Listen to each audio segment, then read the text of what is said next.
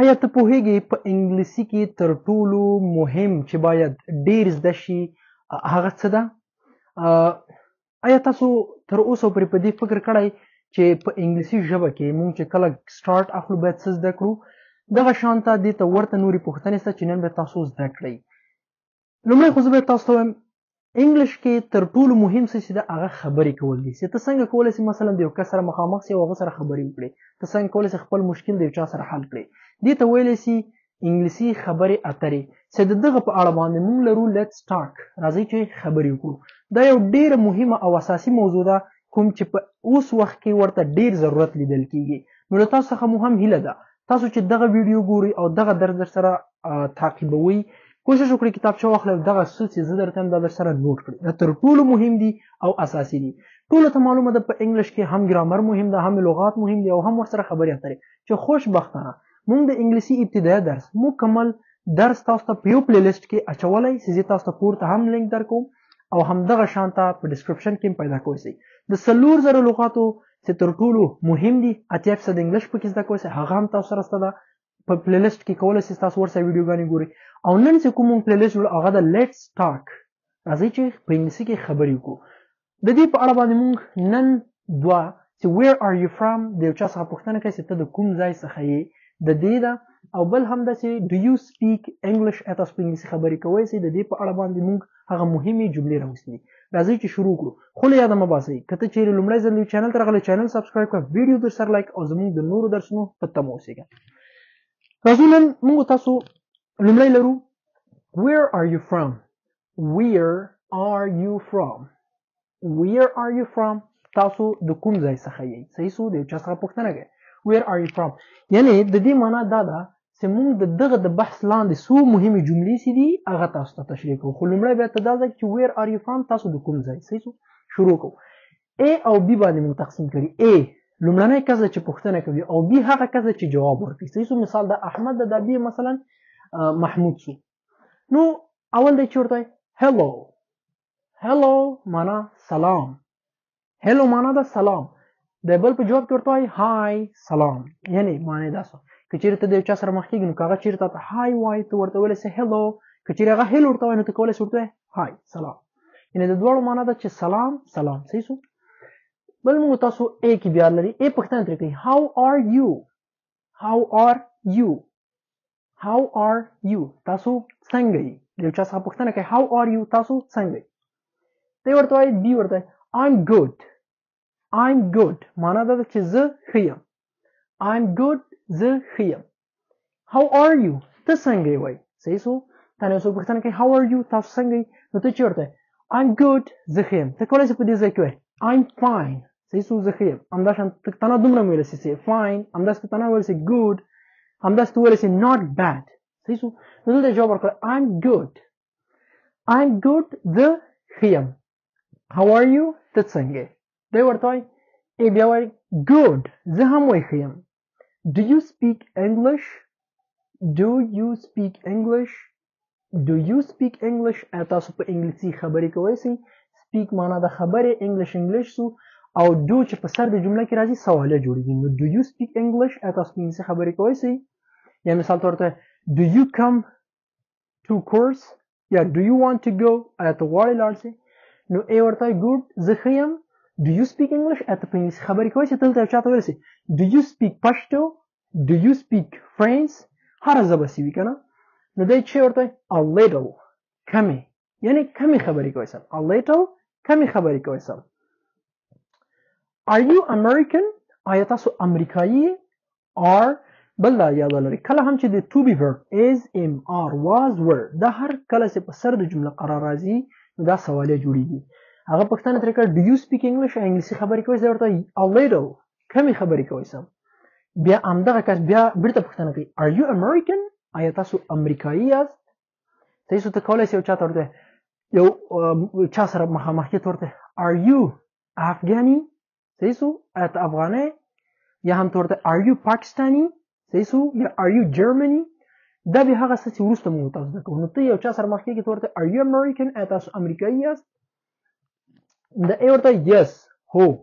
ګورئ دلته زه تاسو پوه کوم American تاسو باید یو خپل هیواد ده. مثلا افغانستان خو خپل هیواد شو. کله چې تو زه د افغانستان مثلا د نېشنلټي د افغانان دي کنه د ملت په چی شنو یادېږي نېشنلټي د افغان ده. نو ته به چاته سوې are you Afghan یا are you Afghani آیا ته افغاني.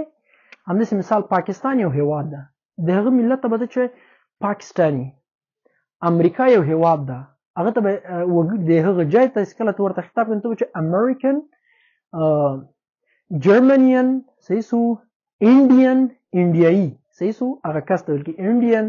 همداشانته آسټریلین صحیح سو همداسې نور ویلی سي. نو دا باید زده کړئ. are you American آیا تاسو امریکایي یاست؟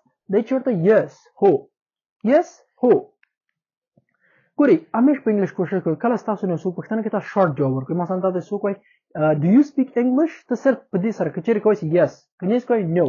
دا هغه څه چې شارټ دی دا ډېر ښه راځي. نو are you American آیا تاسو امریکایي یاست؟ دی ورته yes هو.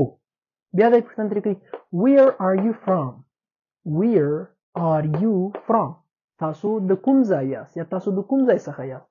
هغه ورته وایي I'm from New York I'm from New York I'm from New York زه د نیویارک څخه یم. ته کولی شې ورته I'm from Afghanistan I'm from New Zealand همداشانته سلام نورې وده. نو زه د نیویارک څخه یم. ګورئ ما تاسو ته د ګرامر یو استفاده درښودلې وه چې موږ تاسو لوی توري تیر درس ګورئ دلته زه اوس تاسو ته تیر درس هم ښیم. په ګرامر کې موږ تاسو ویلي چې لوی توري موږ تاسو د خاص نومونو لپاره کاروو. آیا دغه نیویارک یو خاص نوم نه ده؟ خاص نوم ده. بیا په خاص نوم ده د کوم ځای ده د پلیسز د ځایونو په برخه کې راتلی. صحیح سو موږ تاسو خاص نومونه د اشخاص ویل د ځایونو ویل. دا نیویارک یو ځای ده چې همیش لپاره تاسو په سر د جمله کې به د دې ام غټ لیکئ. که افغانستان وي ای به غټ لیکئ که پاکستان وي پی به غټ لیکئ.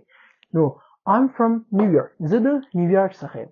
بیا پوښتنه ترې کوي nice to meet you nice to meet you. meet په انګلیش کې ویلی سي ملاقات ته لیدنه کول. نو دی ورته وایي nice to meet you ستاسو لیدل نه خوشحال شوم. هر کله ستاسو مثلا یو چا سره کینې روغبړ کوئ ورسره پوښتنه کوم تاسو په اخر کې چې ورته وایي nice to meet you صحیح سو ستاسو لیدل نه څخه زه خوښ یا خوشحال شوم. دی بیرته په جواب کې چې ورته وایي nice to meet you too nice to meet you too خوښ یم چې تاسو مې هم ولیدل یا خوښ یم چې تاسو سره مې هم ملاقات وشو. نو څو پوښتنې دي ګورئ له دې نه مخکې که چېرې تاسو څخه یو څوک وایي ما مخکې درس کې ویلي مثلا درته وایي good morning ته هم په جواب کې ورته وایي good morning too. که چېرې درته وایي good noon ته هم ورته وایي good noon too. نو دلته هم همداسې که چېرې تاته وایي nice to meet you ته به هم ورته وایي nice to meet you too ستاسو لیدل څخه هم خوښ شو. د لومړۍ برخه وه چې زده کړم په هفته کې موږ تاسو یو ورځ دغه خبرو اترو جملې لرو. دا به تاسو په دقت سره زده کړئ. دویمې موږ تاسو لرو do you speak English do you speak English آیا تاسو په انګلیسي خبرې کوئ سئ.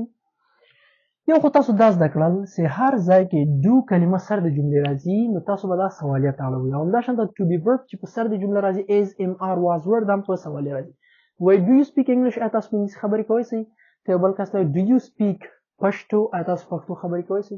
یا ای بیا لومړی کس داسې پوښتنه ترې کوي excuse me are you American excuse me بخښنه غواړم excuse me بخښنه غواړم are you American آیا تاسو امریکایي یاست. همیش دپاره چې کله هم تاسو په انګلیش کې خبرې کوئ د یو چا څخه پوښتنه کوئ دا په یاد ولرئ چې هر چا څخه یو پوښتنه کوئ مؤدبانه پوښتنه ترې کوئ. excuse me صحیح سو excuse me may I know your name هیله کوم یا بخښنه غواړم آیا زه ستاسو نوم پیژندی سم صحیح سو. نو دا همیشه تاسو ځان سره وایئ excuse me بخښنه غواړم یا معذرت خواهی کوم are you American آیا تاسو امریکایي یاست. دی چې ورته وایي no نه زه نه یم وایي. بیا پوښتنه ترې کوي چې do you speak English آیا تاسو په انګلیسي خبرې کوئ سئ. do you speak English آیا تاسو په انګلیسي خبرې کوئ سئ. دی ورته وایي چې ای ورته a little کمې خبرې کوئ سم a little کمې خبرې کوئ سم but not very well اما ډېرې ښې خبرې نسم کوئ. صحیح سو د but کلمه معنا ورکوي څه اما صحیح سو but اما او د little معنا څه ده چې کمې a little کمې خبرې کوئ سم but not very well اما ډېرې ښې خبرې نسم کوئ. بیا پوښتنه ترې کوي چې how long have you been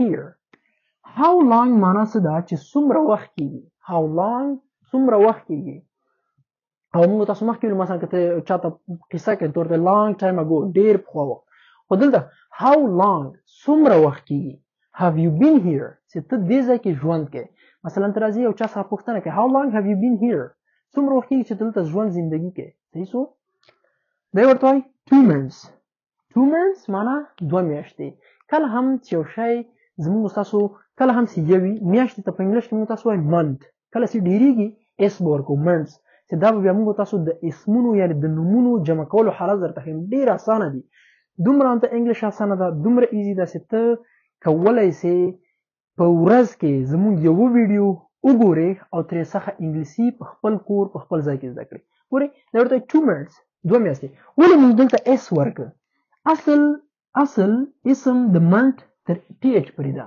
خو کله هم چې 2 کېږي 3 کېږي 4 کېږي یعنې یو نه ډېرېږي هغه ته به اس موږ تاسو ورکوو او بعضو ته چې په سی ایچ ایکس او زیډ په 2 ختم هغه ته به ای اس ورکوو هغه بیا وروسته وایي 2 months 2 میاشتې کېږي بي ورته وایي what do you do for work what do you do for work what do you do for work تاسو څه کاروبار لرئ what do you do for work معنا ده تاسو څه کاروبار لرئ څه کار کوئ صحیح شو یو خو ته داسې پوښتنه هم کوئ چې what's your job ګورې دا یو داسې یو جمله ده چې په دې باندې حتی ماشوم غټ پوهېږي خو که ته غواړې سټنډرډ انګلیش چاته ووایې چا څخه پوښتنه ته به همیشه دا وایې what do you do for work یعنې تاسو څه کار څه وظیفه څه دنده لرئ صحیح شو دی ورته وایي I'm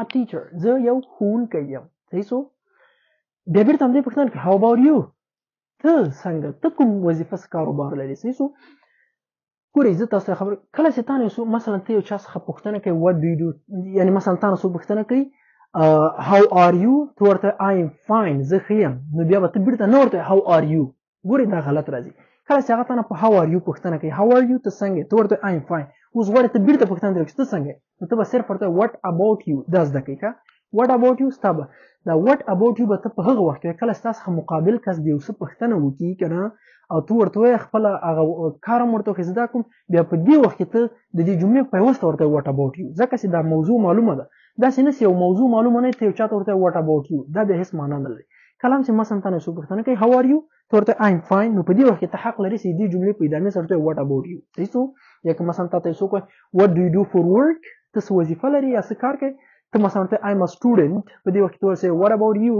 تاسو څنګه څه وظیفه لرئ صحیح شو نو کله هم چې موضوع روښانه سوي نه وي یو چا پوښتنه نه وي کړې ته حق نه لري چې یو چا ته یو د لومړي ځل لپاره ورسره وګورې ته ورته what about you دا بیا هېڅ معنا نه لري چې ستا اړه څه هغه ده که نه دا معنا لري نو دی ورته what do you do for work تاسو څه وظیفه لرئ دی ورته I'm a teacher زه یو ښوونکی بیا همدغه کس بېرته ورته how about you ستاسو په اړه تاسو وظیفه لرئ دی ورته I'm a student زه یو ښوونکی یو ډېر اسانه محاوره ده فقط یو ځلې بیا درته ګورئ let's start راځئ خبرې کوو where are you from تاسو د کوم ځای hello سلام hi سلام how are you تاسو څنګه یئ I'm good زه ښه یم how are you تاسو څنګه یئ good زه ښه یم do you speak English آیا تاسو په انګلیسي خبرې کوئ سئ دی ورته a little کمې خبرې کوئ سم do you are you American آیا تاسو امریکایي یاست دی ورته yes هو where are you from تاسو د کوم ځای یاست دی ورته I'm from New York زه د نیویارک څخه یم nice to meet you ستاسو لیدل څه خوښ شو ستاسو ملاقات ښه در nice to meet you too ستاسو لیدل څخه هم خوښ شو do you speak English آیا په انګلیسي خبرې کوئ سئ ای ورته excuse me بخښنه غواړم are you American آیا تاسو امریکایي یاست no do you speak English آیا تاسو په انګلیسي خبرې کوئ سئ دی ورته a little کمې خبرې کوئ سم but not very well اما ډېرې ښې خبرې نسم کوئ صحیح شو ورته how long have you been here څومره وخت کېږي چې تاسو دلته اوسېږئ ورته 2 months 2 میاشتې کېږي what do you do for work تاسو څه دنده لرئ I'm a teacher زه ښوونکی یم how about you ستاسو په اړه څه تاسو څه وظیفه لرئ ورته I'm a student زه یو ښوونکی یم صحیح شو په دې هیله چې له درس څخه خسته شوي نه دغه د انګلیسي خبرې اترې ټاکینګ سپیکینګ دا له ټولو مهم ده کله چې تاسو یو چا سره مخ کېږئ انشاءالله زموږ په همدغه پلی لیست چې اوس نوی جوړېږي د انګلیسي خبرو اترو په اړه په دغه پلی لیست کې موږ تاسو ته هر هفته کې یو داسې ویډیو جوړوو چې هغه تقریبا 15-14 جملې اوسي چې تر ټولو ډېر کارګور دی اوس که تاسو فکر وکړئ دغه هر یوه د کار جمله ده خو زه تاسو څخه یو هیله لرم، یو خواهش زه تاسو څخه لرم، هغه دا ده که ته چېرې لومړی ځل ویډیو ګورې نو ویډیو تر پایه ګوره. دویم ورسره هره پوښتنه چې ته لرې لاندې په کمنټ کې وکړه، هغه که د درس موضوع وي که غیر د درس وي، زه به انشاءالله چې په خپل وس توان تاسو ته جواب درکوم. بله خبر دا ده هره ویډیو چې زمونږ ګوري دا ځان سره سیف کړئ، صحیح ده، یا ډاونلوډ کړئ او وروسته د هغې نه دغه ویډیو واخلئ، تاسو کور کې چې کله ورته کښېنئ قلم کتابچه راواخلئ، مثلا دغه جملې ټولې ولیکئ، زده یې کړئ د یادینه. انشاءالله چې زمونږ هر درس تاسو لپاره تر ټولو مهم ده. اوس که تاسو فکر وکړئ موږ 4000 لغات لرو، دا 4000 لغات که ته چیرې زده کړې ته به 80% په انګلیش کې بندش نورونه لري. دویم موږ تاسو د ګرامر برخه لرو، ګرامر مې په داسې شکل تاسو سره جمع کړی ده انشاءالله چې یو ځل ته دا ګرامر درس واورې نو ته به بیا پکې کوم بندش پیدا نه کړې، حتی تر دې چې ته به لیکل ته هم ضرورت پیدا نه کړې، صحیح ده. او دریم دغه لیټس ټاک، راځئ چې خبرې وکړو، دا هم له ټولو نه مهم موضوع ده. نو هر ویډیو زموږ د کاربورډ د ویډیو ده او زموږ هر درس چې نشریږي د افغانستان په وخت هر یو ورځ بعد پر 3 بجو باندې د ورځې بعد د ماسپښین نشریږي، کولی شئ هغلته درس وګورئ. نو تر بل درس چې زه راځم ټول په لوی بخښونکي خدای سپارم، تر بیا ښې چارې ښه وخت ولرئ. د خدای په امان.